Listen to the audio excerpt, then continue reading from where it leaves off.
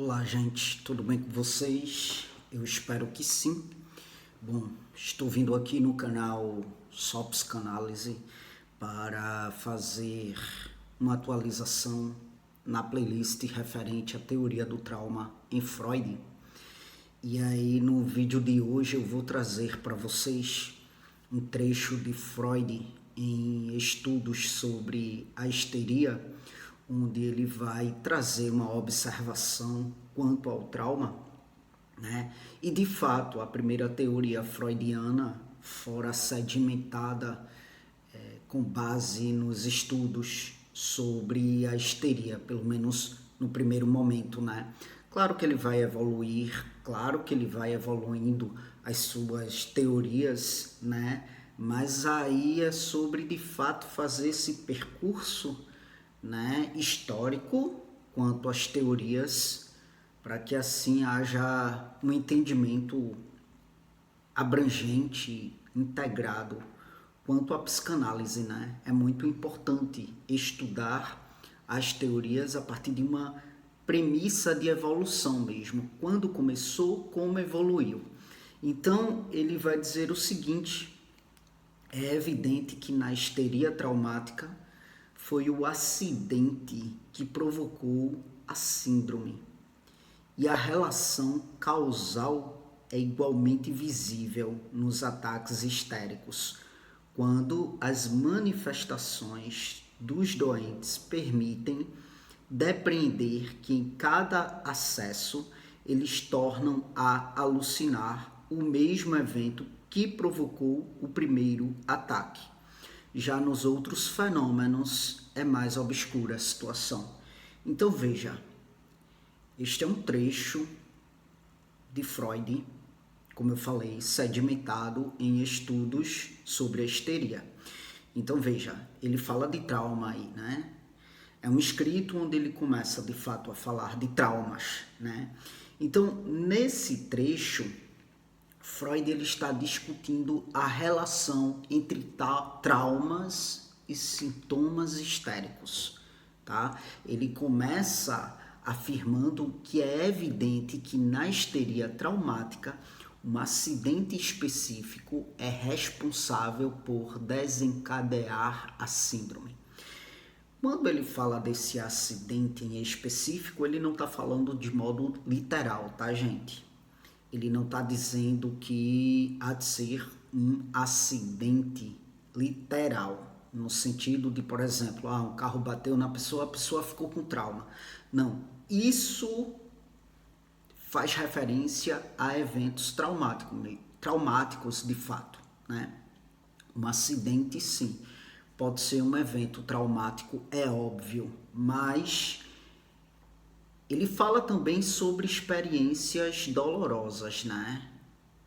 Ele fala de acidente, ele fala de experiências dolorosas que acabam, sim, desempenhando um papel causal direto na ocorrência dos sintomas histéricos, né? Ou seja, quando ele começa a estudar as mulheres histéricas, quando ele começa a investigar a histeria e tudo mais, ele percebe, né? Bom, olha, isso aqui, esse sintoma aqui, implícito a ele tem um trauma, né?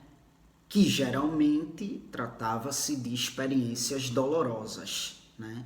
Então, Freud, ele continua aí explicando a relação causal que para ele estava visível ali nos ataques histéricos, né? Ele analisava de fato os sintomas, né, daquelas pacientes e ele deduzia que em cada episódio havia ali de fato a revivência ou elas estariam ali alucinando o mesmo evento traumático.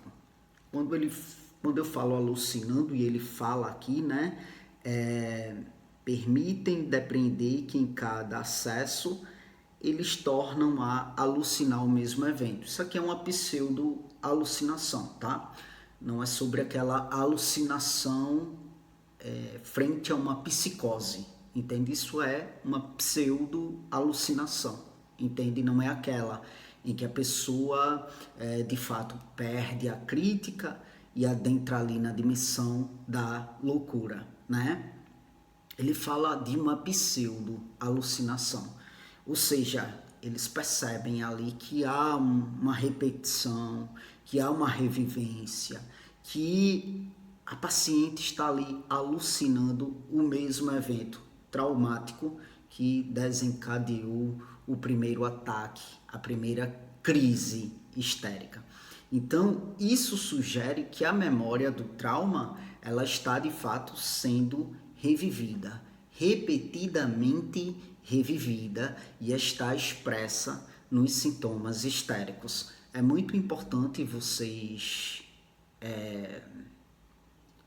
visualizarem os vídeos anteriores, né, onde eu falo justamente dessa expressão do trauma nos sintomas.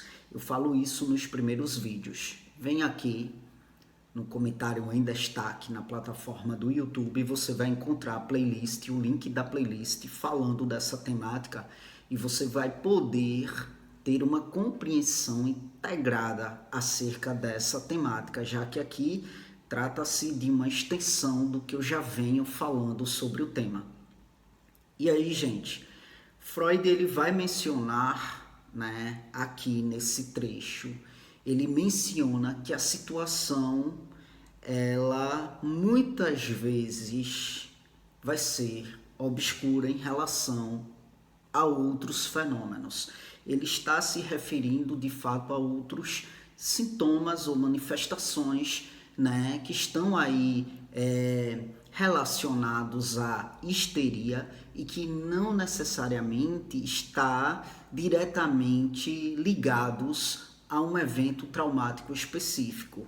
E aí ele vai dizer aqui, né, já nos outros fenômenos é mais obscura a situação.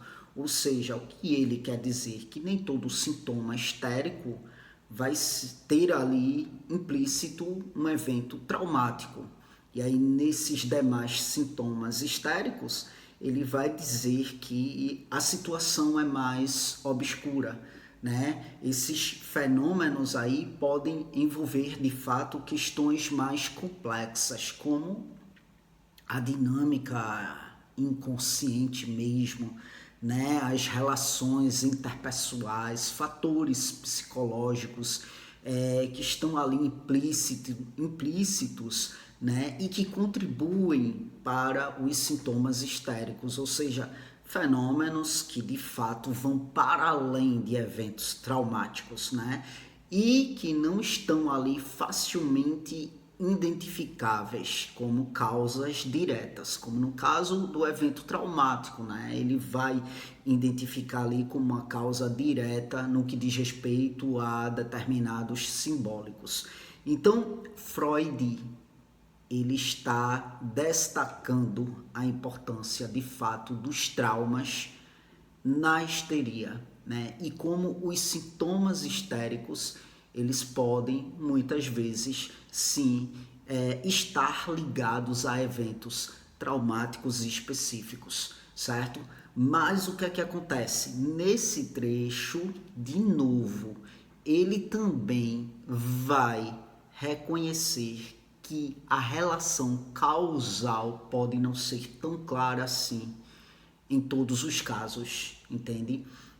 Ou seja, outros fatores, né, podem aí desempenhar um papel nas manifestações dos sintomas histéricos, e esses outros fatores não necessariamente vai ser um evento traumático.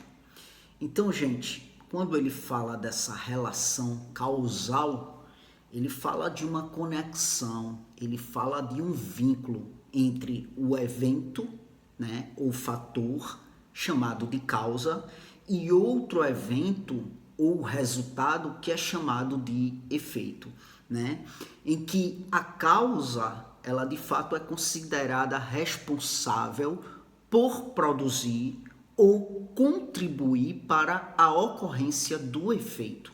entende? Então, didaticamente, em outras palavras, uma relação causal implica que uma determinada causa leva a um determinado efeito, um efeito específico.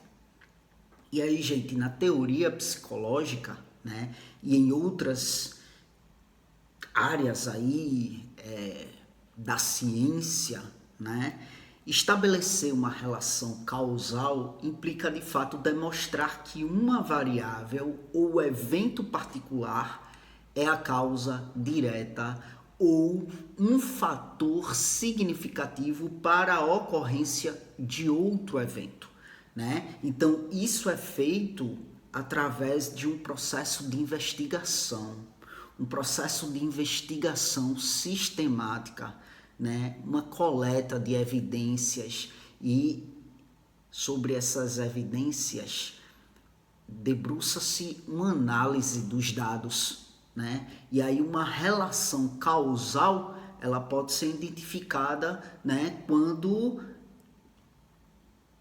é possível debruçar-se sobre condições que precisam necessariamente ser cumpridas para que assim se estabeleça a relação causal, né? E quando se fala dessas condições, fala-se de uma covariância, por exemplo, ou seja, a causa e o efeito estão associados, ou seja, quando a causa ocorre, o efeito também é observado com frequência, entende? A causa ocorre, o efeito há de ser observado com frequência.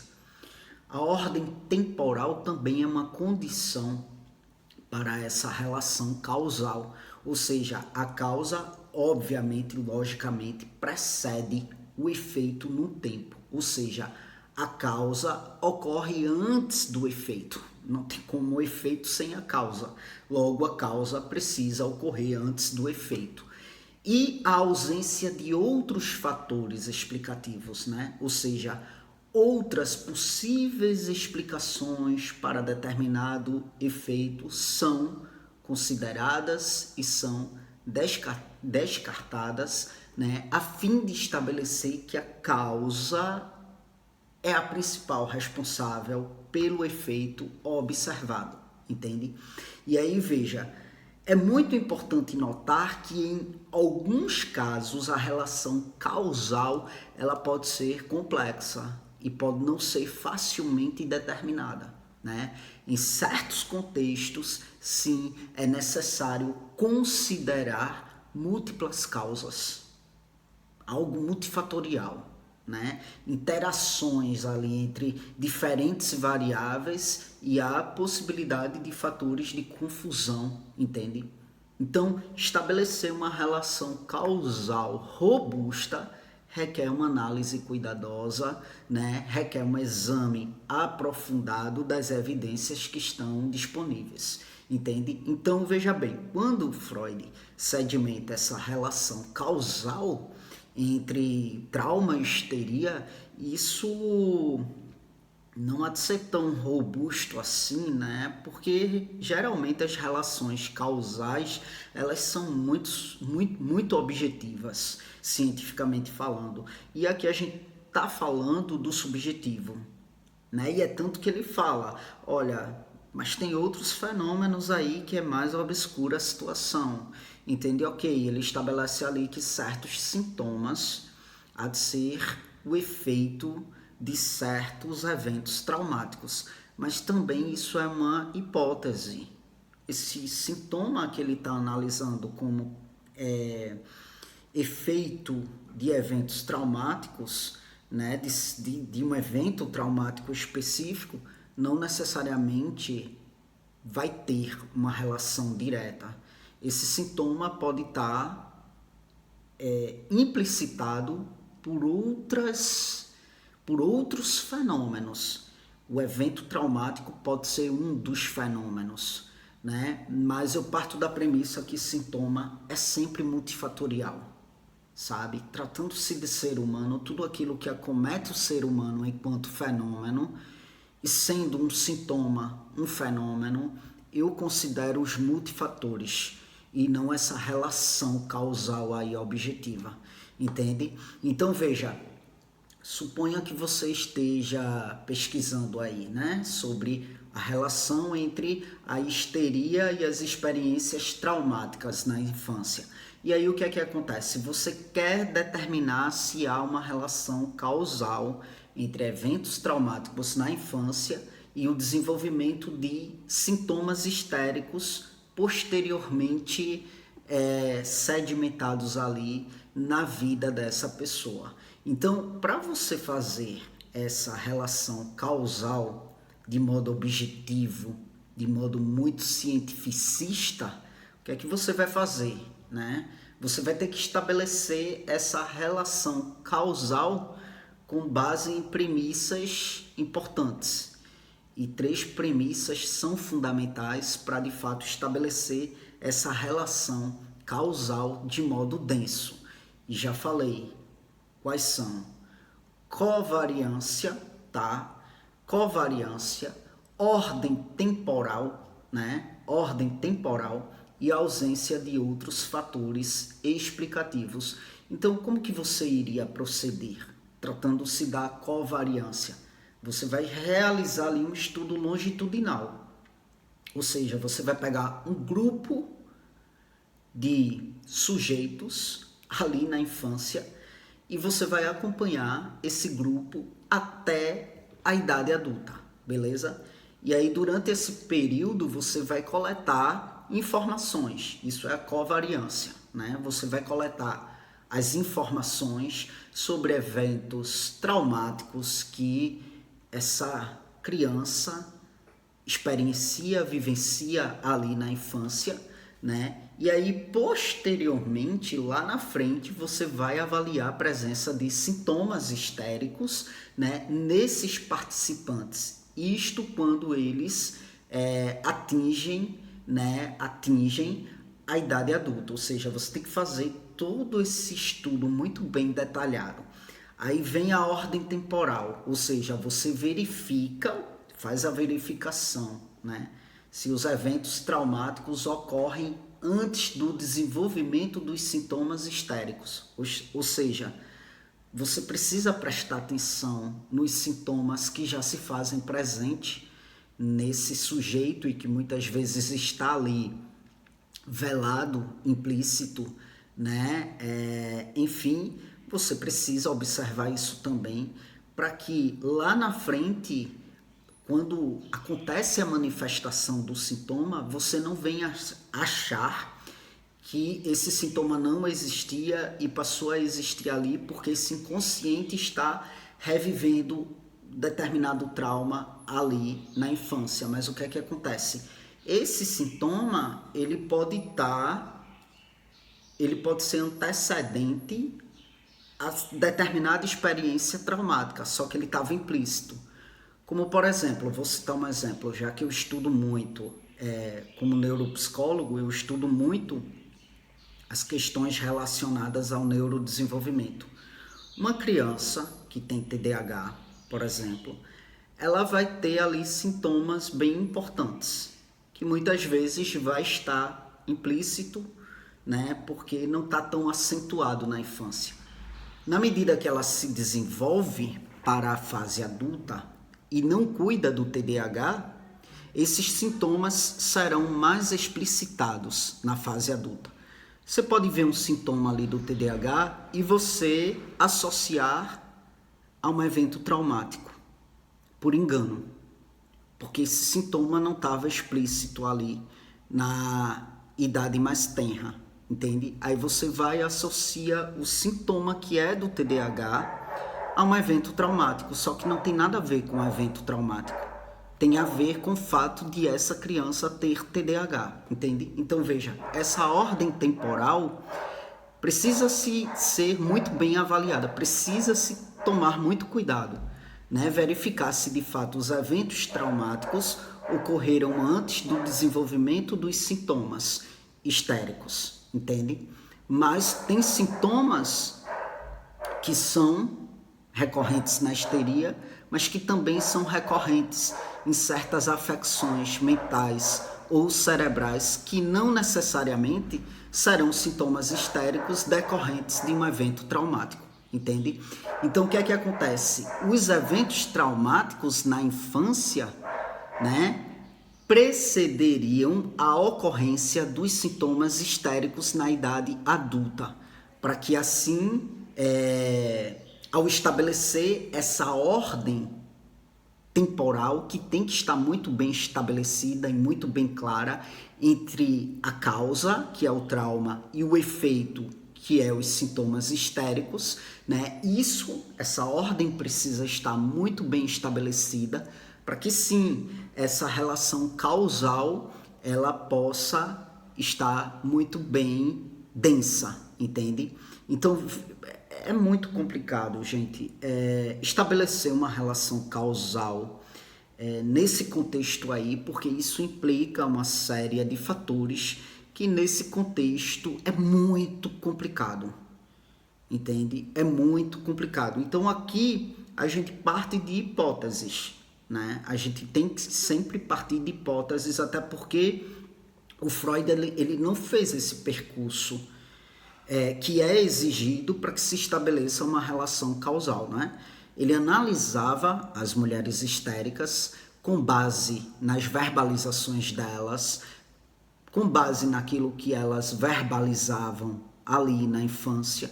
Muita coisa da infância não é a realidade propriamente dita, são fantasias, né? Então veja o quão que é complexo fazer a relação causal de um sintoma a um evento traumático. Esse evento traumático, né, essa experienciação traumática, há de ser de fato uma vivência na realidade propriamente dita, uma vivência na fantasia, né? Então são muitas coisas envolvidas para se estabelecer uma relação causal objetiva e densa, entende? E aí tem um outro fator, que é a ausência de outros fatores explicativos para se estabelecer essa relação causal. Ou seja, durante a pesquisa, você tem que ter o controle dos fatores, né, que poderiam aí influenciar o desenvolvimento dos sintomas histéricos. Histórico familiar, né, condições médicas pré-existentes, né, condições neurológicas pré-existentes. Tudo isso, sim, precisa ser avaliado, né, para que de fato seja descartado enquanto causa do efeito, enquanto causa do sintoma, né? E aí o que é que acontece? Esse procedimento permite que você venha isolar a relação entre o trauma na infância e os sintomas histéricos, descartando outros possíveis fatores que poderiam explicar os sintomas para além do evento traumático. E como eu falei para vocês, essa relação causal na dimensão da psicologia, na dimensão da psicanálise, é quase que impossível, porque geralmente o sintoma, né, na dimensão da psicologia, diferente da medicina, na dimensão da psicologia, na dimensão da psicanálise, eu sempre demando que a causa é multifatorial, que não tem uma relação objetiva direta, entende? Então, assim, isso requer, para esta relação causal objetiva, isso requer acompanhar os pacientes, de fato, ao longo dos anos. Isso é muito trabalhoso, muito minucioso, né? Você analisa ali os dados coletados de fato e observa que os sujeitos que experimentaram os eventos traumáticos significativos na infância têm uma maior probabilidade de desenvolver sintomas histéricos na idade adulta, né? E aí você tem que fazer uma comparação com aqueles que não vivenciaram tais eventos traumáticos, né? E aí, com base nesses resultados, porque sim, você precisa ter um grupo controle também, né, para poder fazer o comparativo. É assim que a cientificidade funciona. E é por isso que a psicanálise ela é criticada frente ao fato de não ser científica. Mas a psicanálise não ia valer de nada se fosse científica, porque o cientificismo exigem coisas muito objetivas que, tratando-se do sujeito no mundo, do ser humano, é impossível você fazer a análise do inconsciente com base em algo tão secamente objetivo, entende?